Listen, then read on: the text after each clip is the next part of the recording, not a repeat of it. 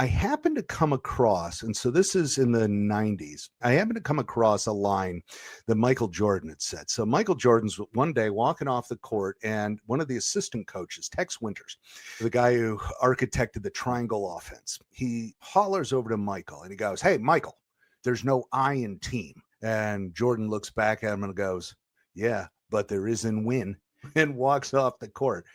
And I said, yes, that is what I'm going to, when I someday write a book about teams, that is what I'm going to call it. Welcome to Passion Struck. Hi, I'm your host, John R. Miles, and on the show, we decipher the secrets, tips, and guidance of the world's most inspiring people and turn their wisdom into practical advice for you and those around you. Our mission is to help you unlock the power of intentionality so that you can become the best version of yourself. If you're new to the show, I offer advice and answer listener questions on Fridays. We have long-form interviews the rest of the week with guests ranging from astronauts to authors, CEOs, creators, innovators, scientists, military leaders, visionaries, and athletes. Now, let's go out there and become Passion Struck.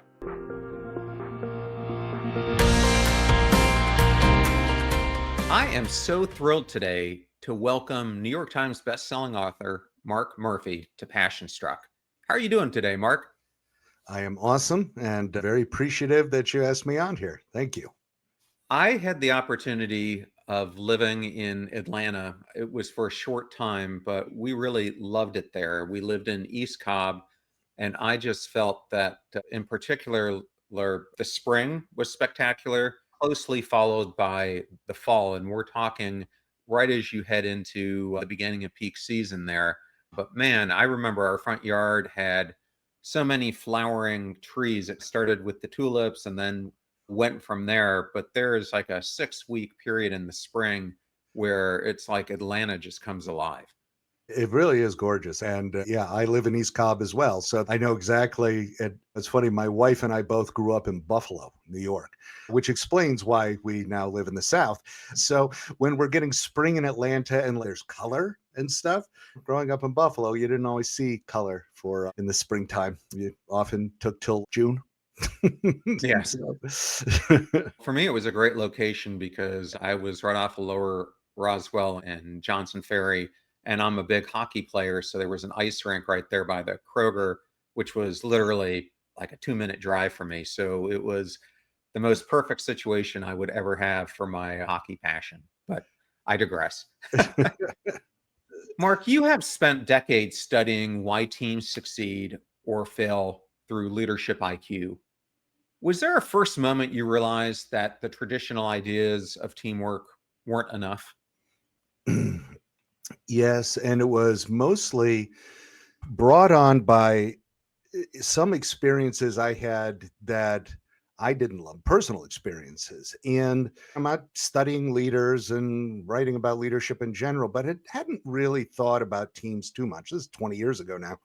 And I was sitting on a team that is a joint venture of some other consulting firms we put together. And I'm sitting there and I am just utterly miserable. And I'm thinking to myself, this would be so much easier if I could just do this myself. Like, we are wasting unbelievable amounts of time. We're either talking over each other or half the room isn't even really participating. They're mentally checked out.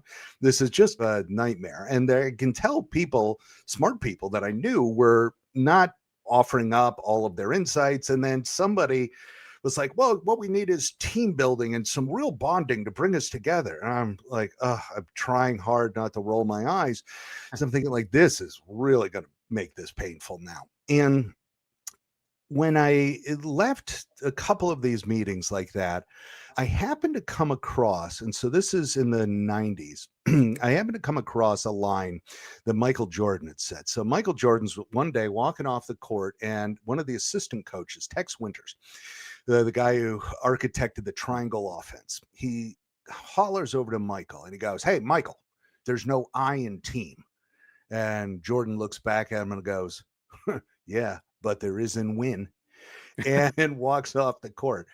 And I said, yes, that is what I'm going to, when I someday write a book about teams, that is what I'm going to call it. And so I let the idea sit for a number of years, and I got focused on writing other books and doing other things. And then when I came back to this and I started doing some research on people in teams and looking at, okay, what's the best team you're on? What's the worst team you're on? What are the characteristics of those really nightmarish teams? What are the characteristics of the best teams?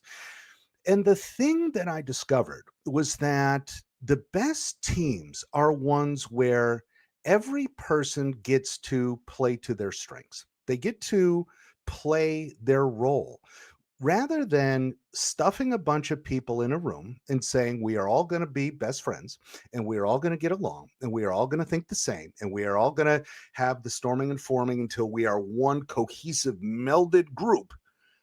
We're going to be okay with, you know what, you're quiet but you have some big ideas, or you know what, you're a little bossy but you love timelines, so you're going to be in charge of that. And you get a little touchy feely sometimes. What, when you see somebody mentally checking out, jump in and do that. And you know what? You're pretty good at making the decisions, even if everybody else gets mad at you. We need that. We can't go without making some decisions.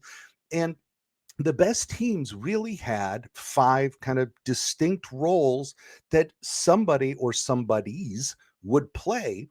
And one of the big elements was, the more I looked at these teams, it was like the light bulb when I was thinking back to that Michael Jordan quote was, you would never construct a basketball team where you say, "Oh, what we need is five Michael Jordans." Because A, you're not going to find them, but B, that would be a nightmare because you need somebody who's going to be tall and stand down near the basket. You need somebody smaller who's quick, who can get the ball to Michael. You need somebody who can shoot from a distance. You need somebody who can drive into the paint. You need somebody that plays really good defense. You need a mix. No sports team on earth, or an orchestra, you've never seen a band where it's like everybody is playing the exact same instrument. No, you have harmonies, you have mixes, you have all these different voices and talents and skills, and whether it's basketball, football, an orchestra, a rock band, it doesn't matter. In every other group, we accept and recognize and appreciate all of these different roles that we play. And that, not only that, but business is like the only place where we stuff people into a room and say, okay, now we got to get you cohesive and we got to smush everybody together. But every place else in the world, they're like, no, play to your strengths, do the thing. If you're 350 pounds, let's not make you a wide receiver. If you're 200 pounds, let's not make you an offensive lineman. Let's let you do what you're really good at. And that, when I think back on that 25 years ago, and I go, why was I so miserable in that room? The question comes back, and it's borne out by the research, is that I wasn't really being able to do what I was good at doing. I was being asked to do something that really wasn't my natural fit. But when you have a team where people can do what they're put here to do, that's when we start to really feel in sync with ourselves, our career, our strengths. And that's when teams start to go, oh, yeah, this actually feels pretty darn good. Well, thank you so much for sharing that, Mark. And it was a great lead into the book that we're discussing, your brand new book, Team Players, the Five Critical Roles, which you alluded to. You need to build a winning team. And I just want to go back to Michael Jordan there for a second, because when I think about those teams, the person who often gets lost the most, I think, in the discussion of the Bulls is Pippen, and probably to a lesser extent Rodman. But I felt bad for Pippen in the way that he orchestrated he did it to himself, but his whole contract, because he didn't really make the money he should have for so many years, given he was really a critical role in enabling Michael. But I also thought it was really funny when Rodman would go off the deep end, it was Michael going to Las Vegas or wherever he might be to go track him down and bring him back and say, hey, you've had enough fun. We need you back to win a championship. Although Michael said that, I do think he understood that he couldn't do it alone and he needed the supporting characters to build that masterful team. It's interesting that there was a turning point in the mid 90s where the light bulb did start to come on, where prior to that, he was very much, I am going to do it all.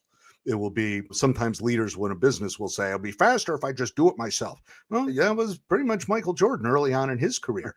And what's fascinating is that his points per game actually went down when they started winning championships.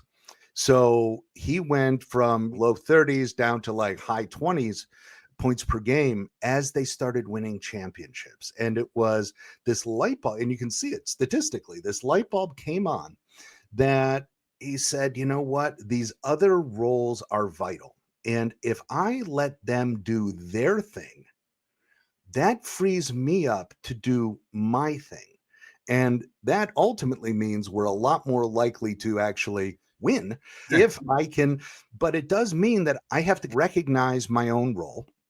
I have to recognize that I am part of the team. I have a part to play. My part is special.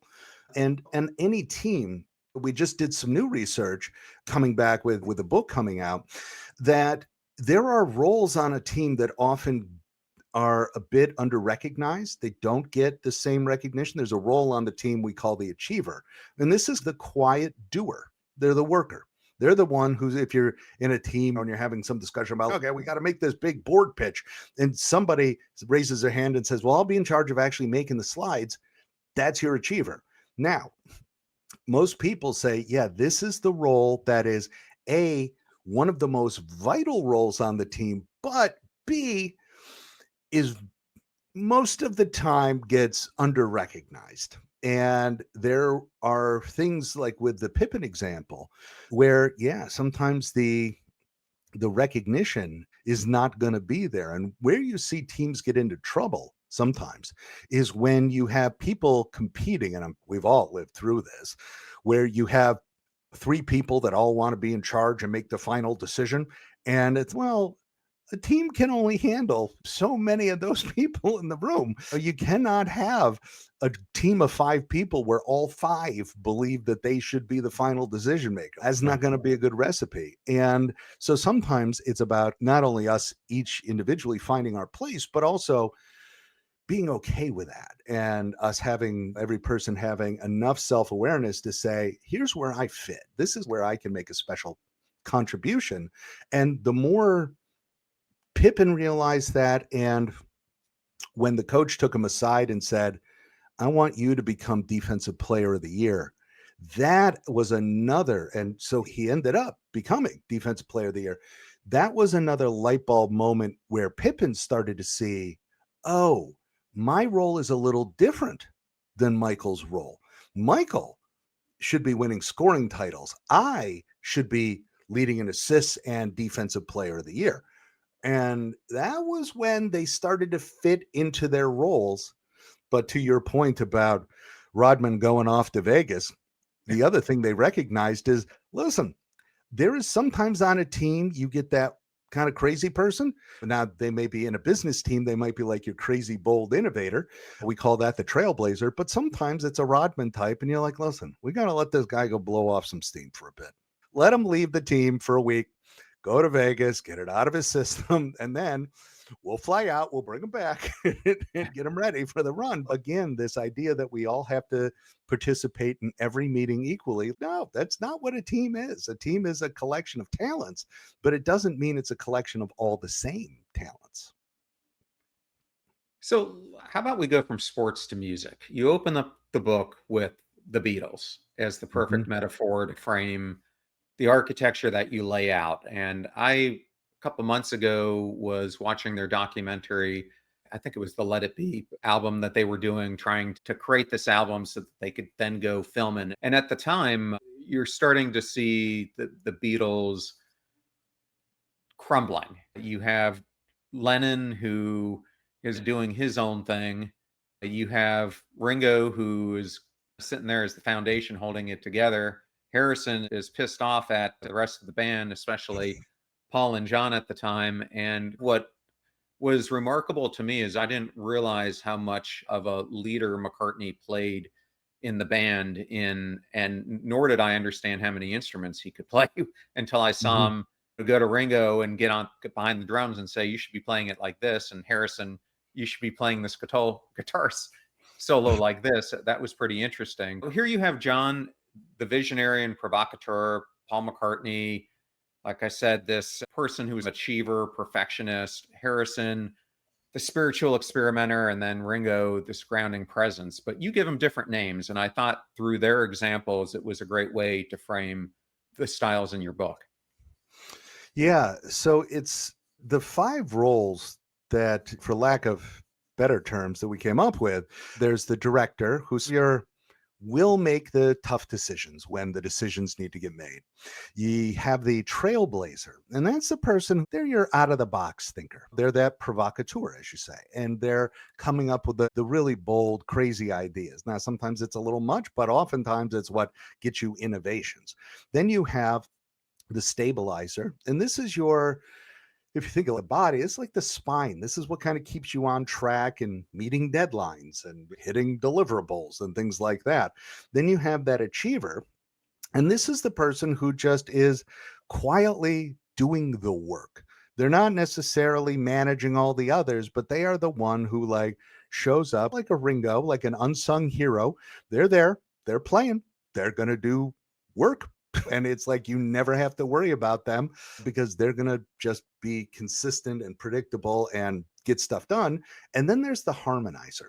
And the harmonizer is the one that is the kind of the peacemaker of the group. They're the one that is, when you can see this, like when you see a team start to fall apart, oftentimes what you're seeing is a lack of a harmonizer, somebody who can actually pull the people, the rest of the group back together and say, listen, we all still have a common vision here. We all still fundamentally enjoy each other's company enough, but we're all committed to the same thing. Let's work out this conflict, simmer it down a little bit, and then we can get back onto, in this case, making music.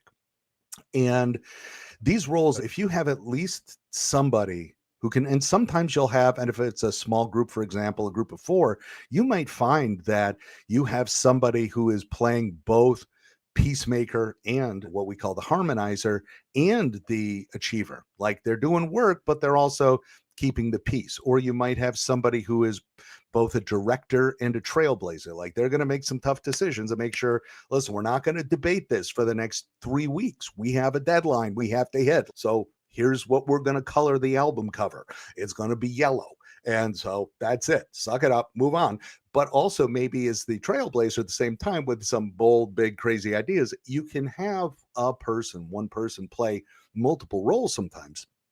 But at a minimum, it's getting these 5 roles covered. And it's interesting because I love that you pull out the Beatles. There was another example I used too. There's a flip side of that from later on. What you were talking about is when the Beatles got bad. Well, Pink Floyd also got to a similar place. And one of the things that happened to them is that they didn't actually appreciate each other's roles. You got one guy going, it's all songwriting. It's the songwriting, the people singing and playing guitars. Anybody could do that.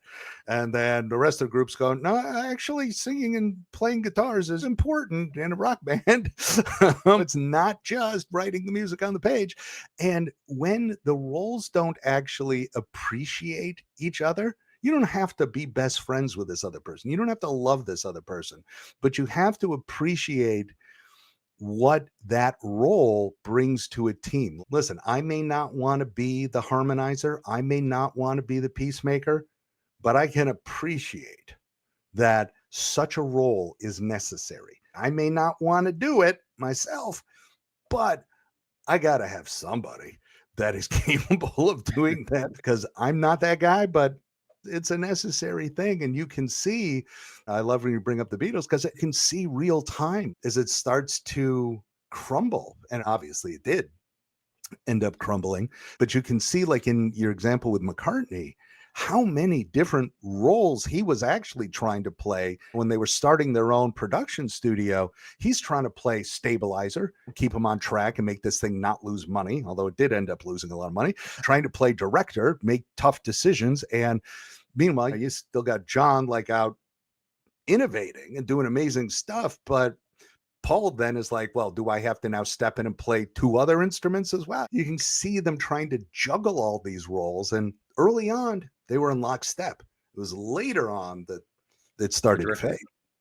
So if we look at the Beatles, I just want to go through each one and see if I peg them correct. So I had Lennon as the trailblazer, Harrison as the harmonizer, Ringo as the stabilizer, and then I had a hard time picking, was Paul McCartney the achiever or director or a combination of both? So for my money, a combination of both. He There were times where he was very much the director. And what I saw in looking at parts of their history, there were times where when the conflict started to get early on got bad, it was because both he and John, with John serving as almost a proxy for Yoko, where they were both competing for the director spot. They were both competing for who was going to make the big decision about who are the Beatles and what are we going to be and who's going to be allowed, even simple, stupid stuff like who is allowed in the studio when we are recording. There were early on fights when Yoko first entered the picture about whether or not Yoko could be in there. And John said, I'm making the decision. She is here. Yeah. And everybody else was like, no. And then it was a battle essentially over. And again, sometimes this stuff comes out over simple, stupid decisions, but it was a decision. And that's where I could see moments where both Paul and John were trying to play director and take charge and make that final decision. And that's where some conflict started to come in. I'm going to take us in a little bit different direction. You famously found that nearly half of new hires fail within 18 months, and 89% of those failures are due to attitude, not skills. Okay, so I want to park that for a second. Later on in the book, you mentioned I worked at Dell. You cite Michael Dell's famous, I'm going to shut Apple down comment, but I want to go to this environment at Dell.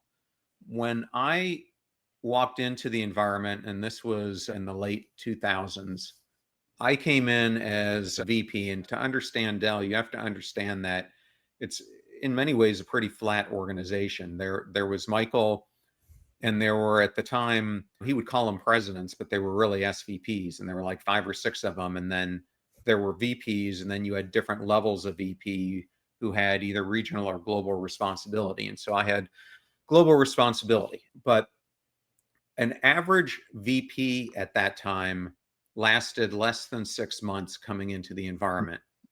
And in this scenario, when I look at it, it had less to do with attitude and more to do with the attitude of others. So when I came in, Michael challenged me that the company wasn't going in the right direction. And so we needed new ideas, we needed new technologies, we needed new ways to do things. But what I ran into was a whole bunch of peers, whether they be VP, directors, or SVPs, who had been with Michael for a very long time, some decades, who didn't either see the change he visualized or didn't want to be a part of it. And so what was ended up happening is we used the GE model, which Michael loved, that every single year you take out a certain percentage of the organization. And what was happening, as I could see it, was the old guard would keep those who were close to them and loyal, and they'd put the newer employees on this list of who would come out. And so it was this ever evolving door. It's a long way of going at this. Like, why does this happen? Because to me, you're wasting so much money and talent when you get into this dilemma. It's a great question. And it's funny, I wrote about Dell as an example, and here I'm talking to the former CIO of Dell. So I want you to fact check me on these things.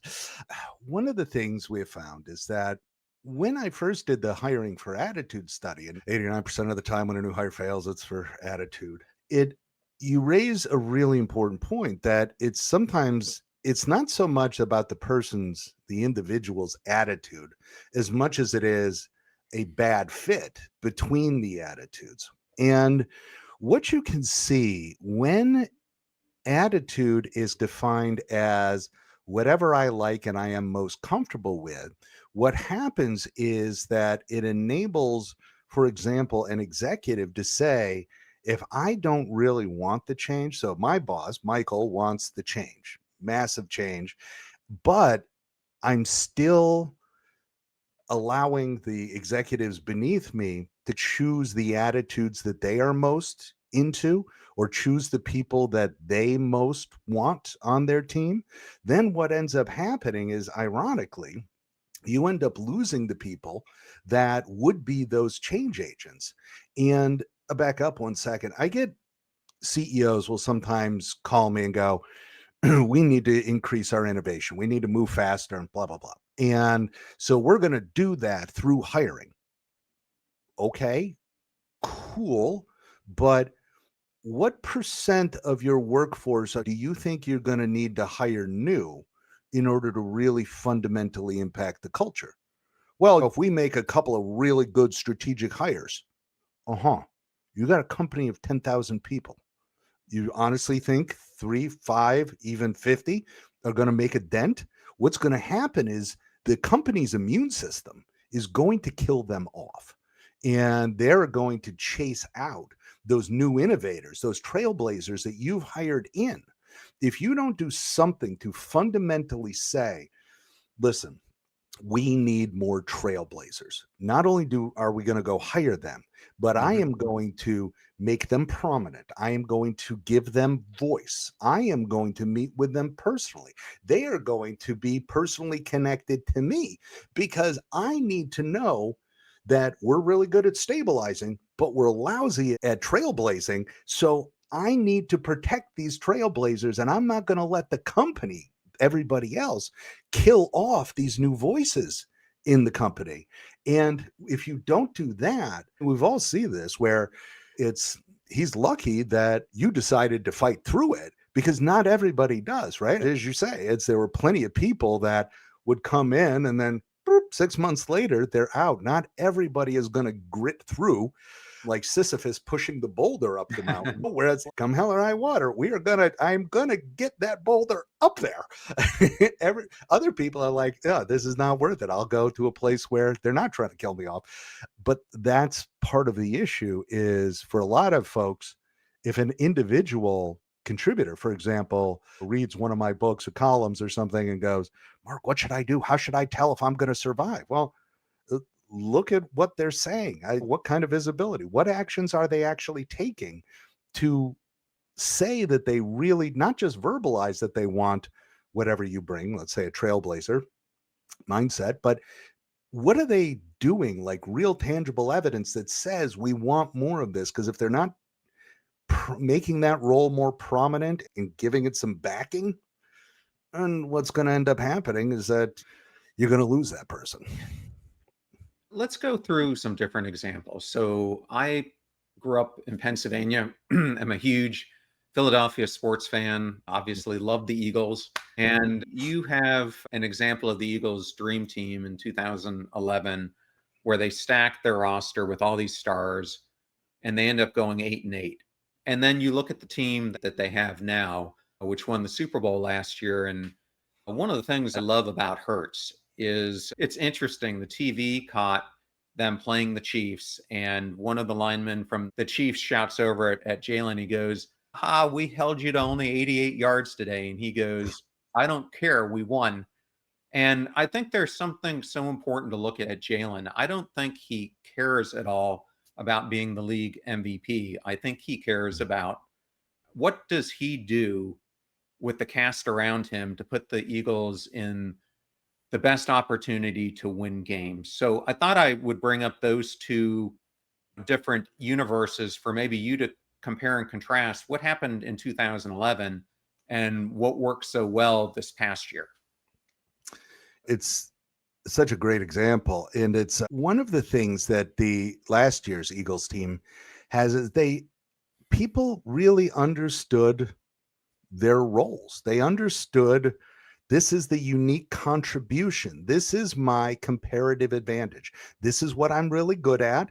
And here's how I can bring some value to the team. And there was a recognition that we are all parts of this whole. Now, one part is not more or less vital. They are one of the top offensive lines, for example, in the NFL, especially last year, but still, obviously, they're still darn good. And okay, well, that's a vital part to play. Now, a quarterback who can run, that's a vital part to play. A receiver who is top tier, that's a vital part. There is the running back, of course, Saquon, vital part. But it goes deeper than that. When Saquon Barkley was on the Giants, the offensive line was one of the worst offensive lines probably in the modern NFL. And you cannot have a running back succeed when you have a terrible offensive line. I don't care how transcendental that running back is. If there's nobody blocking the running back's role is not 100% determined by the offensive line, but incredibly influenced by the offensive line. And so you could take Barry Sanders behind the world's worst offensive line, and Barry Sanders is not going to be able to do much of anything because it's just not. The cool thing about the Eagles is that they all understood the interplay of all of their various pieces. Barkley and AJ Brown, the Hurts, they all understand how interconnected each of their parts is to the other. It's like they get it. They truly understand that we have this diversity of roles. We each have a part to play, and that's it. And we are happy playing our part because it ultimately got them a Super Bowl. Whereas when you take the Dream Team Eagles, it was more about look at the names, look at these superstars that we brought in here.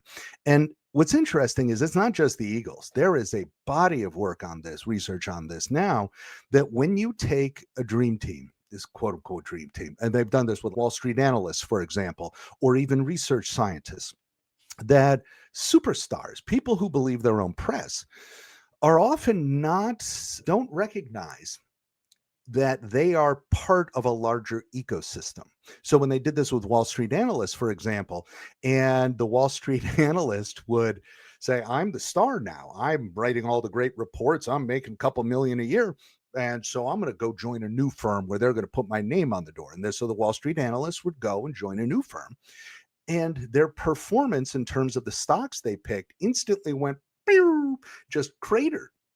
And one of the things that they discovered was that these guys, I say guys, they were mostly guys, didn't realize that part of what had made them successful was all of the researchers working underneath them, all of their colleagues in the other departments. If I'm analyzing consumer goods, for example, and somebody else is analyzing, I don't know, government relations, and they can see that tariffs are happening over here, and that's going to have a huge impact on consumer goods. If I don't have that person who's given me a heads up, I might miss this thing entirely. They just didn't recognize. They thought that they were the star, self-contained. That's it. That's all we need. And like going back to the Michael Jordan thing, like it took him until he realized that if I don't have somebody who can get behind me and defend, I could score 40 points, 60 points in a game. We could still lose. And what the modern day Eagles have, like this year, last year, when they won the Super Bowl, is a recognition that I am not an island. The Dream Team Eagles, oh no, it was look at all these stars. If I just put him out on the field, poof, that magically fixes the defense. No, it does not. And you could see this. I thought one of the most amazing things was when they asked Saquon if he wanted to take those last carries to get over the rushing record at the end of last year. Let the young guys go in. Doesn't matter. And it's like you just saw this appreciation of his offensive line.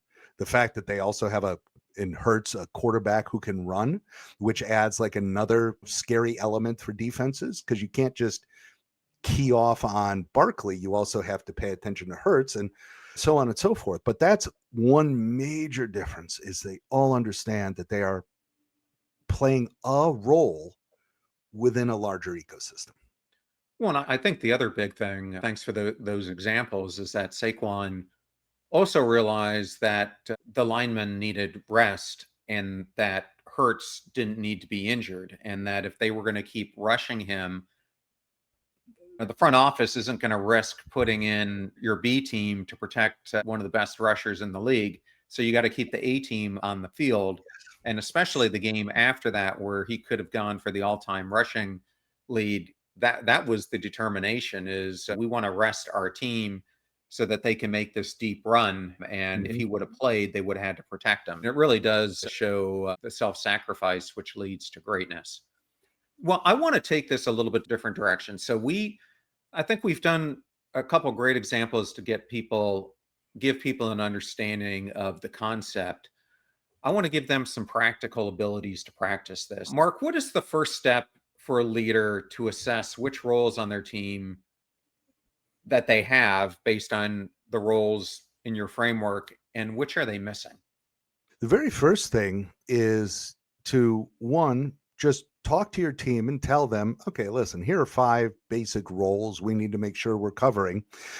And then ask your team, which of these roles do you think other people would say you play? If we were to go around, if you were to guess, what would other people say is the role that you most commonly play? What would that be?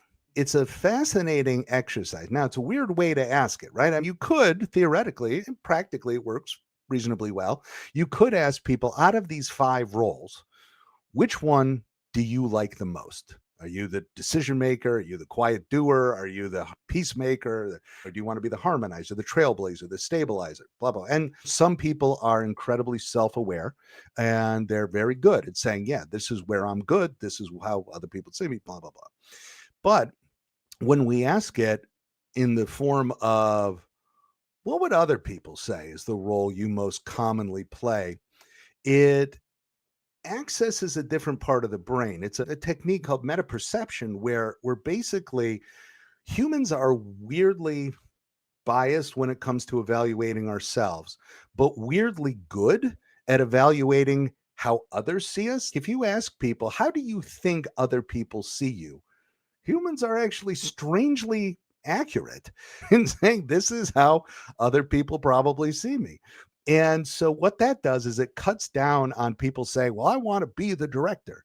Sure, it sounds like a cool title, but listen, not everybody is cut out to be the director. Not everybody is comfortable with it. Not everybody has that skill set. And when you have everybody do a real self-assessment, here's the role I'm most comfortable with. That's your baseline. Now you can instantly see, do I have somebody that is playing my harmonizer, somebody that is playing my stabilizer, etc. And depending on the task, there are going to be times where you might look at having a team, but let's just say it's you and another person working on something. And you're like, what does this really require from us? And it's like, well, okay, we got 2 days to get this presentation made. And one of us is going to have to make sure we stay on track. One of us is going to have to make the slides. And one of us is going to hopefully come up with something neat and creative. Well, okay, we're probably, and if we get along reasonably well, we probably, for the 2 of us, we don't need a harmonizer. Like, there's not a lot of peacemaking because we're not going to have a lot of conflict. Decision making, well, we're not going to let this, it's not going to be that hard to decide because we've got a very constrained time frame. We probably need a stabilizer to make sure we get the right number of slides. We need an achiever to actually make the slides, and we need a trailblazer. Okay, so between the 2 of us, who's going to do what? I have a person who's my right hand inside my company, and she's very much a stabilizer. I am very much not. Great. As long as I know if we're going to work on this thing, as long as I know you're here playing the stabilizer, cool. I don't have to do it. That's what you're really good at. It's not what I'm really good at. As long as we're A, brutally honest with ourselves about who is in the room, then B, if you start to see that you've got gaps, then you can ask the second hard question, which is, which of these gaps is actually going to be necessary? And if I can't go get somebody to play that role, then what I have to do is ask a second question, which is, okay, this group really doesn't have a harmonizer. We don't have somebody to play peacemaker here. Any volunteers? Anybody who feels comfortable fulfilling that role? If it was a group that was utterly bereft of anything resembling peacemaker type of talent harmonizers, I would volunteer and I could get my way through it for a period of time. Not my preference, but you'll have somebody in the room go, yeah, I could do that, but I can get us through the next couple of weeks. Not my favorite. I don't love it, but we can survive this way for a little bit. I want to switch to talking about something you call adaptive hierarchies. So I'm a Naval Academy graduate, spent time in the military, and was fortunate enough to do some tours with the Navy SEAL units and a number of deployments. So I got to know them extremely well. And one thing that you cite in the book is that SEALs rotate leadership based on context. I think something that they do even better than that is in that small unit, even if someone else can do a certain job, they are all assigned a job, and that's the job they do. And they each know what each other's role is going to be on a mission, and they stick to it. And I wanted to take that and then take it to a different scenario. So, a really good friend of mine who I've known for ages is a guy I like to talk about on the podcast.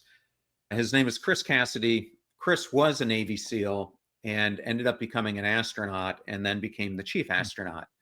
And I was having this conversation with Chris about what is it like being the chief astronaut? And he said, you do not realize, because his job is to select which astronauts go to space. He's like, you got to look at the complexity of what we're dealing with. You've got different countries who are sending people up. You've got different missions. Plus, you've got people who are sitting in a tin can who've got to exist with each other for months and months on end. And so he said, you really have to look at the different roles you have, the different personality types, and how are they going to gel, which is why it can take so long for some astronauts to go up into space and some never make it at all because they just didn't fit the position that was needed for the mission at hand. But I think when I think about this, Stan McChrystal, General Stan McChrystal, Mhm. and the McChrystal Group really focuses on what you're talking about here and what they do for businesses. So they talk about something that they call eyes off leadership, where they talk about that you got to assemble the right team, but you have to trust that they're each going to do their job and you don't micromanage them. I threw a lot at you, but I was hoping you might be able to bring this back to this adaptive hierarchies and why all of this is important. Yeah, and some great examples there. And the notion of an adaptive hierarchy, just to level set, is that there's hierarchies, which is okay, somebody's in charge, and then there's a chain of command and all that. An adaptive hierarchy kind of takes it a little further and says, okay, I may technically be the one in charge, but for this particular task, this person is better suited at this thing than I am. They have the expertise I don't, so they get to make the decision. And it's the star on the team passing off the last second shot to somebody else because it's like, well, that person is a better 3-point shooter than I am. Even though I'm the star of the team, that person is the better 3-point shooter. They get to be in charge of that shot. And so, with an adaptive hierarchy, it is a recognition that there are these different talents, there are these different roles, and we may be in a situation where if my team is rife with conflict and I have a good harmonizer on my team and I look and I go, listen, I'm not that good at mediating conflict. I'm not that good at playing the peacemaker role, but I have a really good harmonizer. You know what?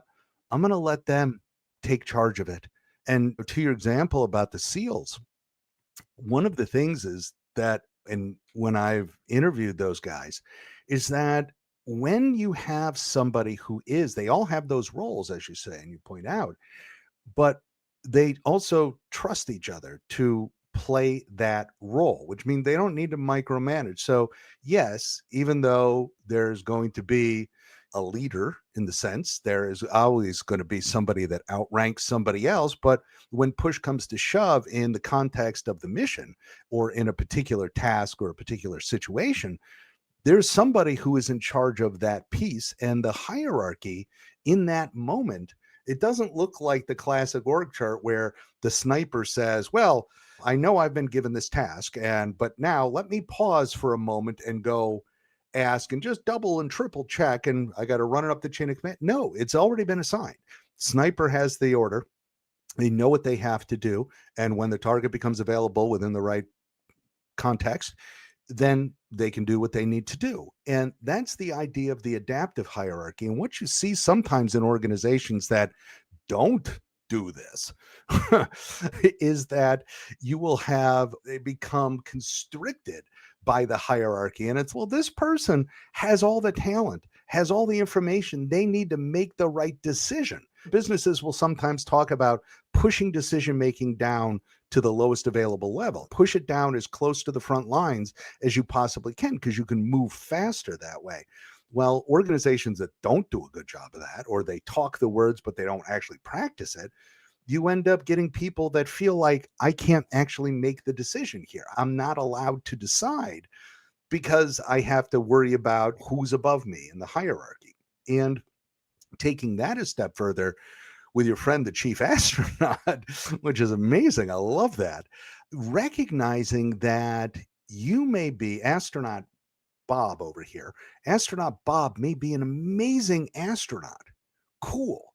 But if Bob doesn't fit the role that is necessary on this mission, well, just because Bob has the most tenure, just because Bob ranks highest in the hierarchy, does not mean that Bob is the right fit for this mission. I might have somebody on my team who is more senior, more smarter, more experienced, more whatever. But if a project comes up and I need somebody who is a stabilizer, the master of the Gantt chart, can keep a project on track with to-do lists and all of that kind of stuff, timelines and milestones and everything else. If that's what I need, then it doesn't matter if my trailblazer is the smartest person in the world.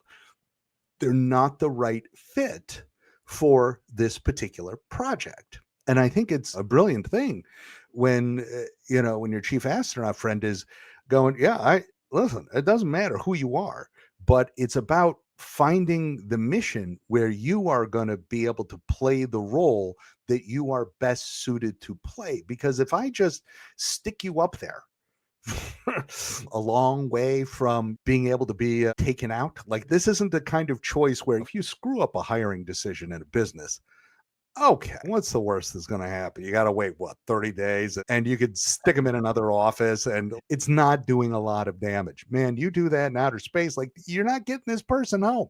You can't just undo it. There's no oopsie daisies in outer space.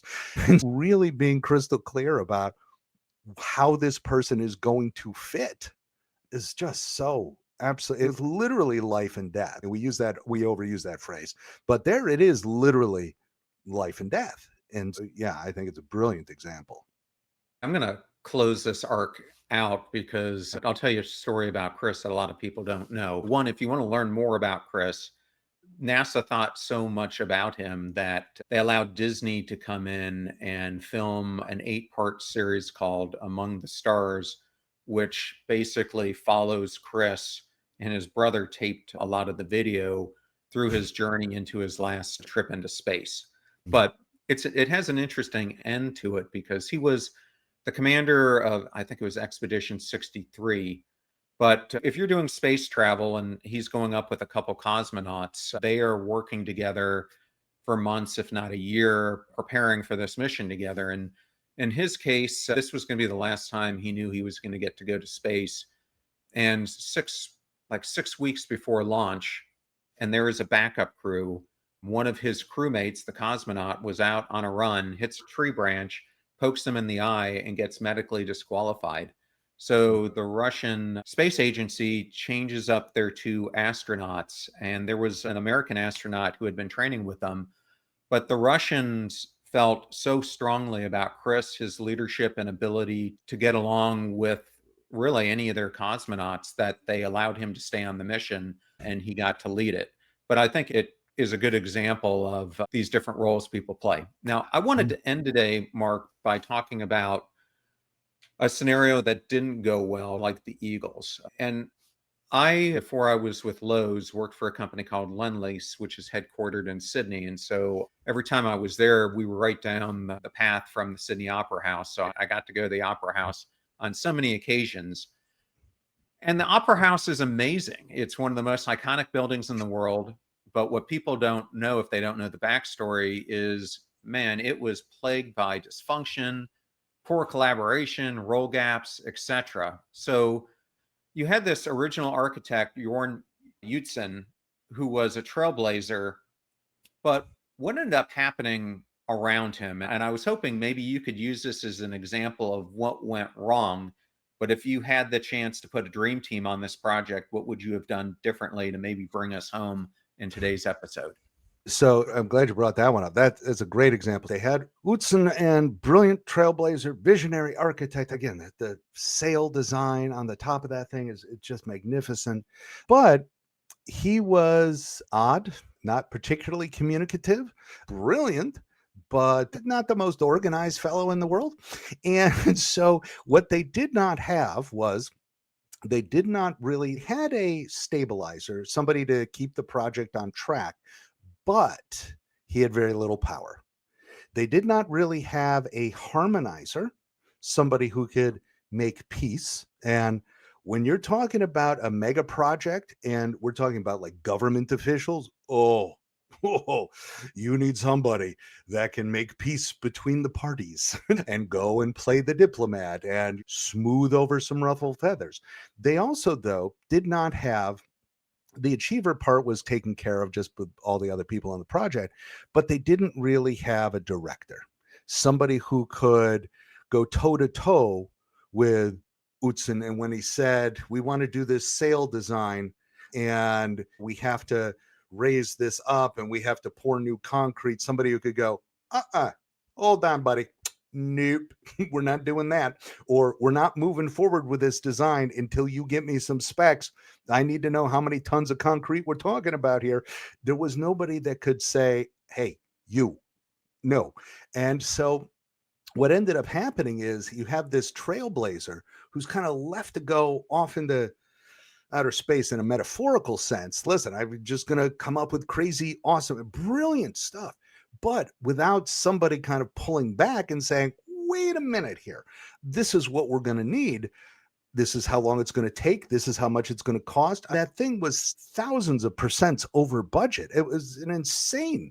And then it's so bad that they built part of it and then it was wrong and had to blow it up. So they dynamite the cement and a chunk flies into the bay, lands on a ferry, this giant chunk of concrete. I mean, it went about as bad as you could go and still have it turn out okay at the end. The crazy sad part of it is he never got to see the building finished because he got fired. Utzon, the architect, never saw it in person. And so if I were building this dream team and I had somebody I knew was a brilliant designer, my first question is going to be, all right, who is my stabilizer? Who's Yeah. going to keep this project on track? And who's my harmonizer? And who's going to smooth things over when this guy inevitably ticks off lots of other people? And then who's the director going to be? Who's actually making the final decision on this project? So those would be if I were assembling this. And it's funny, you get somebody like a Steve Jobs, one of the little recognized parts of his leadership. There's all the famous parts, but one of the lesser recognized parts is he was always pretty good at putting in place stabilizers and achievers around him. And Tim Cook, for example, was early on, well, pre his passing, Tim Cook really joined as, in many ways, the stabilizer function for inventory. And so Steve could not have to worry about that. And he would keep the trains running on time. He would keep things moving along in an effective way. And when you've got a crazy, brilliant visionary, one of the first things you've got to do is make sure you have paired up with them a stabilizer to keep it on track and a harmonizer, because if they have a prickly personality, you're going to need somebody to smooth over the ruffled feathers, because it will inevitably happen. Mark, I have enjoyed having you so much on the show today, and your book, As you could tell, how much I enjoyed reading it. So many phenomenal examples. We just hit on a few of them. And this is the book that I wished I had 15 years ago in my career. So I highly recommend people go out and buy it. And where's the best place for people to find you? You can find me at leadershipiq.com. And through there, you can find all the books and the articles and the research and the studies and all of that. But that's usually the best way, is just leadershipiq.com. Well, Mark, such an honor to have you today. Thank you so much for joining us on Passion Struck. Thanks so much for having me, John.